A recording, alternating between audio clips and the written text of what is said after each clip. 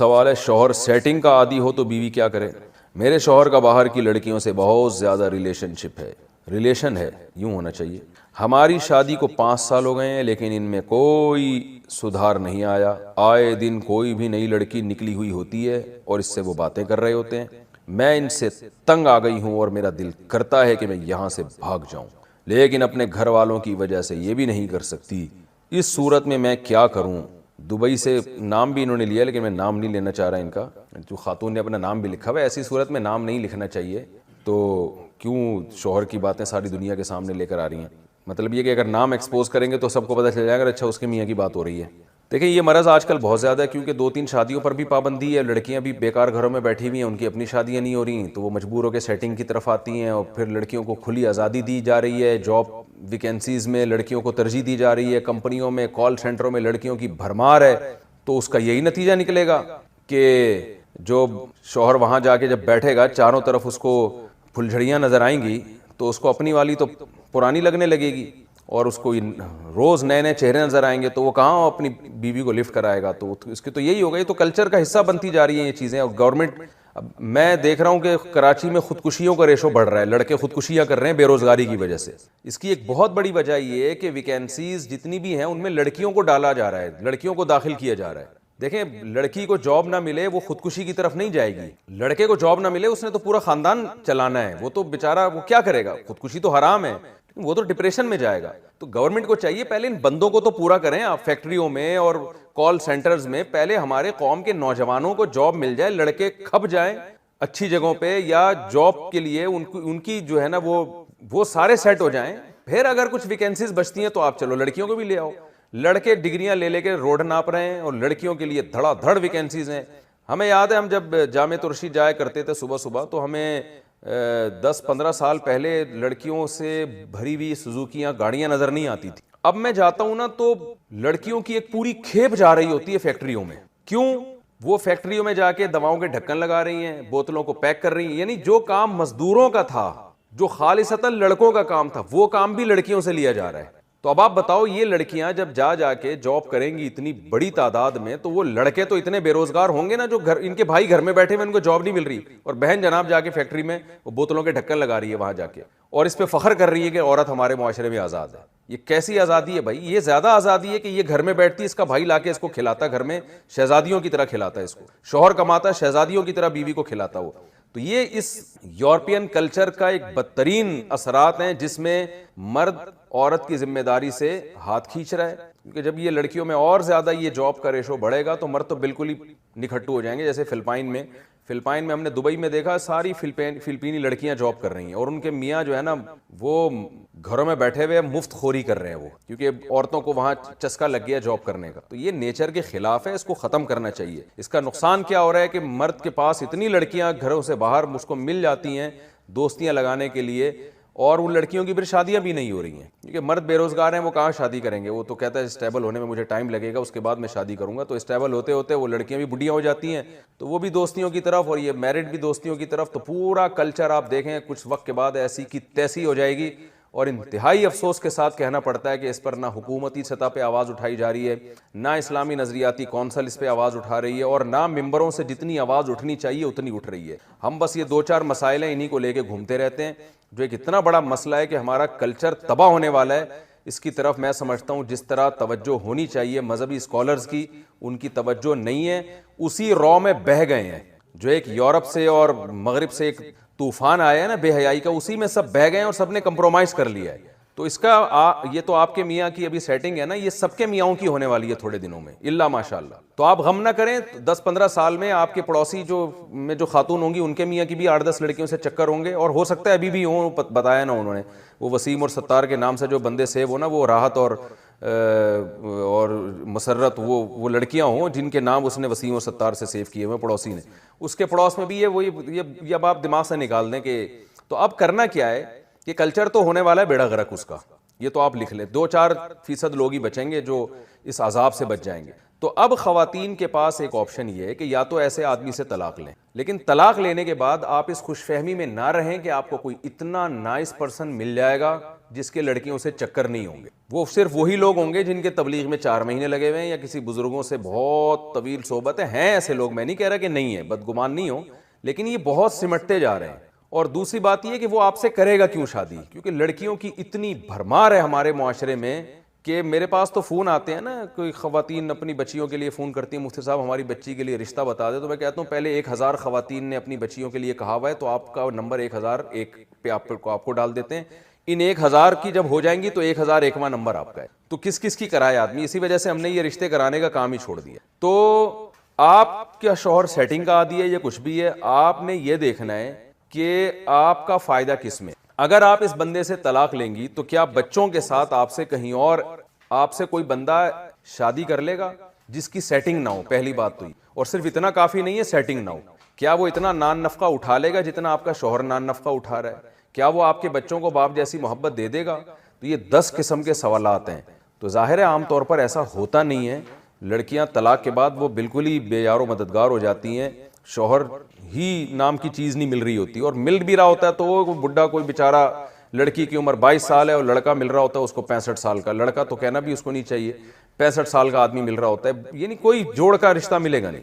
تو ایسی مجبوری میں پھر ہم خواتین کو یہی مشورے دیتے ہیں کہ بھائی اگر وہ آپ کے بیسک حقوق ادا کر رہا ہے نا, وہ سیٹنگ والا میاں بیسک حقوق ادا کر رہا ہے آپ کو گھر کی چھت دی ہوئی ہے, گیس بجلی کے بل دے رہا ہے, آپ کا نان نفقہ اٹھا رہا ہے, آپ کو گھر میں آ کے تھوڑا بہت مسکرا کے کبھی کبھار تمیز سے بات کر لیتا ہے, تو some thing is better than nothing. یہ بڈھا ہو جائے گا تو خود ہی یہ چیزیں چھوڑ دے گا. ایسی خواتین ہیں ہمارے علم میں, ان کے شوہر بالکل بوڑھے ہونے والے تھے, 5 سال پہلے انہوں نے مجھ سے مشورہ لیا, میں نے کہا اپنے میاں کے ساتھ نباہ کریں, یہ بڈھا ہو جائے گا چھوڑ دے گا. 5 سال میں وہ بڈھا ہو گیا تو وہ ساری خرمستیاں اس کی خود ہی ختم ہو گئیں. ویسے ٹھڑک کبھی ختم ہوتی نہیں ہے, لیکن لڑکیوں نے ہی اس بڈھے کو چھوڑ دیا. ٹھڑک کبھی ختم نہیں ہوتی, یہ ذہن میں رکھیں. اگر کسی نے جوانی میں یہ ٹھڑک ختم نہیں کی اور وہ یہ سمجھتا ہے کہ بڑھاپے میں چھوڑ دوں گا, یہ تو دماغ سے نکال دیں. لیکن لڑکیاں خود ہی اس کو چھوڑ دیتی ہیں. وہ مشہور ہے نا کہ جوانی اور بڑھاپے میں کیا فرق ہے. جوانی میں حسینوں کے نمبر موبائل میں ہوتے ہیں اور بڑھاپے میں حکیموں کے نمبر ہوتے ہیں. تو آپ برداشت کر لیں, آپ کا میاں جو کچھ کر رہا ہے, اگر آپ کو امید نہیں ہے کہ اس سے اچھا میاں مجھے مل جائے گا, جو کہ میں نے بتایا بہت مشکل ہے, رسک والا معاملہ ہے, تو گزارا چلائیں, محبت سے میاں کو سمجھاتی رہیں, دعا بھی کرتی رہیں میاں کے لیے. تو تھوڑے دن کی بات ہے, آج کل ویسے بھی بہت جلدی لوگ, اور ٹھڑک والے لوگ تو ویسے ہی بہت جلدی بوڑھے ہو جاتے ہیں, تو یہ تھوڑے دنوں میں لڑکیاں خود ہی چھوڑ چھاڑ کے بھاگ جائیں گی. پھر یہ آئے گا آرام سے گھر میں بیٹھے گا, بیوی بچوں کے ساتھ دل لگائے گا. تو چند سال کی یہ برداشت ہے, اس کو آپ برداشت کر لیں. میرا مشورہ ہے یہ, باقی پورے حالات میں نہیں جانتا, تو جب تک کسی کے پرسنل حالات 100% معلوم نہ ہو, اس کو یقینی طور پر کوئی مشورہ دینا بہت مشکل کام ہوتا ہے. تو میں نے اوور آل ان خواتین کے لیے بات کی ہے جن کے میاں سیٹنگوں کے عادی ہو چکے ہیں. جو وائز ہوتا ہے اس کا کام یہ ہوتا ہے کہ جو چیز بھی سوسائٹی میں نظر آئے جو غلط ہے تو فوراً اس کو بتائے کہ یہ غلط ہے, یہ نہیں ہونا چاہیے. میرے اب سفر چونکہ بہت زیادہ ہو رہے ہیں, ایک چیز پر پہلے بھی میں بیان کر چکا ہوں. دیکھیں, رسول اللہ صلی اللہ علیہ وسلم نے فرمایا, المسلم من سلم المسلمون من لسانہ و یدہ, کہ مسلمان وہ ہے جس کی زبان اور ہاتھ کے شر سے دوسرے مسلمان محفوظ رہیں. آواز سب کو صاف آ رہی ہے جی؟ ہاں صاف آواز نہیں ہے جی, سائڈ تو ہے ہی نہیں. ادھر آ رہی ہے آواز؟ ادھر نہیں آ رہی تھی, مجھے خود نہیں آ رہی, تو آپ کو کہاں سے آ رہی ہے؟ آواز گونج رہی ہے میرے کانوں میں. تو آپ صلی اللہ علیہ وسلم نے ارشاد فرمایا کہ مسلمان وہ ہے جس کی زبان اور ہاتھ کے شر سے دوسرے مسلمان محفوظ رہیں. ہم بہت دفعہ ایسا کرتے ہیں کہ جب بھی کوئی حدیث ہم سنتے ہیں تو ہم اپنے مطلب کے حساب سے اسے ڈھالتے ہیں, اپنے کلچر کے حساب سے اسے ڈھالتے ہیں. یہ نہیں دیکھتے کہ حدیث کا منشا کیا ہے, حدیث کا اصل مفہوم کیا ہے. میں اکثر ایک مثال دیتا ہوں اس کی. قرآن میں اللہ تعالیٰ نے فرمایا, تباہی بربادی ہے ان لوگوں کے لیے جو ناپ تول میں کمی کرتے ہیں, جب اپنا حق لینے کی باری آتی ہے تو پورا حق لیتے ہیں, جب حق دینے کی باری آتی ہے تو ڈنڈی مارتے ہیں. فوراً ہمارا دماغ جائے گا پیاز ٹماٹر والوں کی طرف, اپنی طرف کسی کا دماغ بولو نہیں جائے کہ ناپ تول. حالانکہ مطففین کا جو اصل مفہوم ہے وہ صرف ناپ تول میں کمی نہیں ہے, لیکن ترجمہ ایسا کیا جاتا ہے عام طور پہ. تو فوراً ہمارا دماغ جائے گا یہ ٹماٹر والے نے جو ڈنڈی ماری ہے نا اس دن جو میں نے مرغی خریدی اور گھر لا کے تولا تو وہاں ترازو میں کچھ اور تھی, یہاں پر کچھ اور تھی. تو یہ وہ اس کے بارے میں قرآن نے بالکل صحیح کہا ہے, ایک دم صحیح بات کی ہے قرآن نے بھی. او بھائی یہ ٹماٹر والے کے بارے میں نہیں, یہ آپ کے بارے میں بھی ہے. سمجھتے ہیں اس آیت کا منشا کہتے ہیں جو اس کی مراد ہے اصل, وہ پیاز ٹماٹر آلو والوں کو برا بلا کہنا نہیں ہے. اس کا اصل مقصد ان لوگوں کو برا کہنا ہے کہ جو اپنا حق لینے میں بڑے تیز ہوتے ہیں, دوسروں کا حق دینے میں ڈنڈی مارتے ہیں. اب میں ایک مثال سے بات سمجھاتا ہوں. جس نے بہن کو وراثت نہیں دی, اپنی وراثت تو لے لی اس نے ابا سے, جب دینے کا وقت آیا کہ جب تم نے ابا سے کیوں لیے, اسلام کا سہارا لے کے لیے نا. بھائی غیر مسلموں کے ہاں ابا وصیت کریں گے تو آپ کو ملے گی, ادروائز وہ آپ کو نہیں ملتی. اسلام میں یہ ہے کہ ابا نے وصیت کی ہو یا نہیں کی ہو, بلکہ غلط وصیت بھی کر دی نا کہ میرے بیٹے کو نہ ملے, پھر بھی کس کو ملے گی, بیٹے کو ملے گی. یہاں جتنا لبرل طبقہ ہے نا سارا اسلام قبول کر لیتا ہے ایسے موقع. یہاں ہمارا جتنا لبرل طبقہ ہے نا جو اسلام کو نہیں مانتا, وراثت لینے میں سارے اپنے آپ کو کیا شو کرتے ہیں کورٹ میں کہ میں مسلم ہوں. اب جس اسلام کا سہارا لے کے آپ نے وراثت لے لی, مفتیوں سے فتویٰ لے لیا کہ جی میرا حصہ کتنا بنتا ہے, مفتی صاحب نے بتا دیا جی 1 کروڑ آپ کا بنتا ہے, بہن کا کتنا بنتا ہے جی 50 کروڑ بنتا ہے, یہاں تک فتویٰ لیا جائے گا. بس اگلا فتویٰ یہ لینا تھا کہ بہن کو میں کب دوں, کیا فوراً دینا لازم ہے میرے اوپر. اکثر ہم نے دیکھا یہ والا فتویٰ لوگ نہیں لے رہے ہوتے. فوراً دینا لازم ہے نا اس کو, اب گھر تو بکے گا 20 سال کے بعد, تو 20 سال تک تو اس کو تو بڈھی ہو جائے گی. آپ بہن کو بولیں گے کہ تم 20 سال بعد بڈھی ہو جاؤ گی تو وہ مانے گی نہیں کہ میں 20 سال بعد بڈھی ہو جائیں گی, کیونکہ خواتین یہ بات نہیں مانتی. 40 سال بھی گزر جائیں تو وہ یہ نہیں مانتی کہ ہم بوڑھے ہوں گے, لیکن ہوگی تو نا بہرحال 20 نہیں تو 30 سال کے بعد. تو بڑھاپے میں جب آپ اس کو وراثت دیں گے تو اس کا کیا کرنا ہے اس نے, وہ تو بچوں کے کام آئے گی نا. اس بچوں کے لیے تو شریعت نے اس کے مرنے کے بعد وراثت رکھی ہے, پھر اس کے بچوں کو ملے گی جب وہ بوڑھے ہو جائیں گے, پھر ان کے بچوں کو ملے گی جب وہ, تو فائدہ کون اٹھائے گا بھائی اس سے. تو ہمارے ہاں ایک بہت بڑا طبقہ ایسا ہے جو اپنا حق لینے میں کس کا سہارا لیتا ہے, اسلام کا. حق دینے میں کلچر کو بنیاد بنایا جاتا ہے. کلچر ہمارا یہ بھی ضرورت کیا ہے. تو وراثت میں پھر کس کو بیس بنا لیں گے, ضرورت کو, کہ بہن کو ابھی ضرورت نہیں ہے, ضوابط پورے تجوید کے ساتھ ادا کرتے ہیں, ضرورت نہیں ہے. ایک اور مثال دے دیتا ہوں, یہ مثال انٹیوں میں پائی جاتی ہے. خواتین کو شکایت ہوتی ہے بھائی میاں جو ہے ہمارے حقوق ادا نہیں کر رہا. بالکل صحیح شکایت ہے. اگر وہ خرچہ نہیں دے رہا ہے, نان نفقہ نہیں اٹھا رہا ہے, جیسا خود پہنے ویسا اپنی زوجہ کو پہنائے, یعنی ویسا کا مطلب جس اسٹینڈرڈ کا لباس خود پہنتا ہے اسی اسٹینڈرڈ کا بولو نا. اب بول نہیں رہے, دیکھا نا اپنے خلاف بات جا رہی ہے. بیگم کو وہی اسٹینڈرڈ, جی خیال کا لفظ نا مبہم ہے. وہ ہر آدمی کہتا ہے میں تو خیال کرتا ہوں, تو اس لیے میں خیال کو نہیں پوری تھوڑی ڈیٹیل بتاتا ہوں. جس اسٹینڈرڈ کا خود کھاتا ہے اسی اسٹینڈرڈ کا زوجہ کو کھلائے. ایسا نہیں ہے کہ خود پیزے برگر پھوڑ رہا ہے جا کے اور اس کو مسور کی دال پہ ٹرکھایا ہوا ہے. تو یہ سارا اسٹینڈرڈ, اس کا جو لیونگ اسٹینڈرڈ ہے وہ آپ کے لیول کا ہونا چاہیے, جو آپ کا اسٹینڈرڈ ہے. تو یہ ذمہ داری کس نے لگائی ہے بھائی, بولو نا. اسلام نے, اہل مغرب نے یہ ذمہ داری مرد پہ نہیں لگائی ہے. ہماری خواتین شکایتیں کرتی ہیں کہ میاں حقوق ادا نہیں کر رہا, یہ نہیں کر رہا, وہ نہیں کر رہا. بالکل صحیح ہے بھائی, اس کے باپ کو بھی کرنا پڑے گا. یعنی اس کے باپ کا مطلب یہ نہیں کہ اس کے باپ کو, اسی آدمی کو پیار سے اس کا باپ کہا جاتا ہے اردو میں. آج ہر آدمی اپنا باپ خود ہی ہے نا آج کل. لیکن یہی انٹیاں جب شوہر ان سے کہتا ہے کہ آپ میری مرضی کے بغیر گھر سے مت نکلو, بیگم جب کہیں جاؤ تو مجھ سے پرمیشن لو. صرف اطلاع دینا کافی نہیں ہے, شوہر کی پرمیشن کا ہونا ضروری. اسلام عورت کو باؤنڈ کرتا ہے کہ جب اس کی شادی ہو گئی ہے. اب آپ کہو گے مصعب کیا قومی ترانے سنانے لگ گئے ہیں. میں تھکا ہوا ہوں بھائی, میں ابھی سفر سے آیا ہوں, رات میرا بیان تھا اتنا لمبا پنجاب میں. تو جب میرا بہت زیادہ لمبا بیان تھا, رات بھر سویا نہیں, پھر صبح کی فلائٹ تھی, تو پھر یہ سر لگانا پڑتا ہے تاکہ میں بولتا رہوں, سمجھ رہے. تو انٹیاں جو ہیں وہ شکایت کرتی ہیں میاؤں کی کہ یہ ہم پہ روب جماتے ہیں. ان کو کیوں بتائیں ہم باہر جانے سے پہلے, کیا الٹی باتیں بھی شروع ہو جاتی ہیں. کیا میں کوئی فلم دیکھنے جا رہی ہوں, بعض دفعہ میاں کو محبت اتنی ہوتی ہے، بیگم کہیں جا رہی ہوتی ہے، ونس اپون اے ٹائم ایسا ہوا کرتا تھا، اب تو اس طرح آج کل اس طرح کی اطلاعات آ نہیں رہی ہیں، میاں کہہ دیتا ہے کہ آپ نہیں جائیں، میں ابھی گھر میں ہوں، میں چاہتا ہوں کہ آپ گھر میں رہیں، بیگم کہنی نہیں میں اپنی اماں کے جا رہی ہوں یا کہیں بھی جا رہی ہوں. تو اسلام ایسے موقع پہ بیگم کو سپورٹ کرتا ہے یا میاں کو؟ میاں کو. سمجھتے ہو کہ نہیں سمجھتے؟ یہاں خواتین کہتی ہیں کیوں بھائی ہم کوئی غلام ہیں؟ کل میں نے رات پنجاب میں ایک بہت بڑے بورڈ پہ دیکھا ہم کوئی غلام ہیں، تو خواتین نے بھی یہ لفظ سیکھ لیا ہے ہم کوئی غلام ہیں جو ہم بتا کے جائیں. ہے بھائی ہم کیوں بتائیں کسی کو؟ تم کون ہوتے ہو پوچھنے والے؟ پھر ہر وقت کی پابندیاں لگائی ہوئی ہیں میرے اوپر، ہر وقت کی پابندیاں ٹھیک ہے، یہ غیر اخلاقی حرکت ہے ہر وقت کی پابندی، لیکن بہرحال عورت کو کیا حکم دیا جائے گا کہ وہ اس معاملے میں شوہر کی اطاعت کرے. آج کل جیسے مردوں نے حقوق ادا کرنا چھوڑ دیے تو خواتین بھی بہت ساری لبرل ہوتی جا رہی ہیں، وہ میاں کو بتانا ضروری نہیں سمجھتی. ایسے بھی کیسز آتے ہیں میاں صاحب کہہ رہے ہیں بھائی ان سے نہیں بات کیا کرو، اس سے نہیں جی تم کون ہوتے ہو روکنے والے؟ تو بھائی جب آپ میاں سے اپنے حقوق لے رہی ہو کس کے نام پہ؟ اسلام اس کو پابند کر رہا ہے، سمجھ لیں آپ.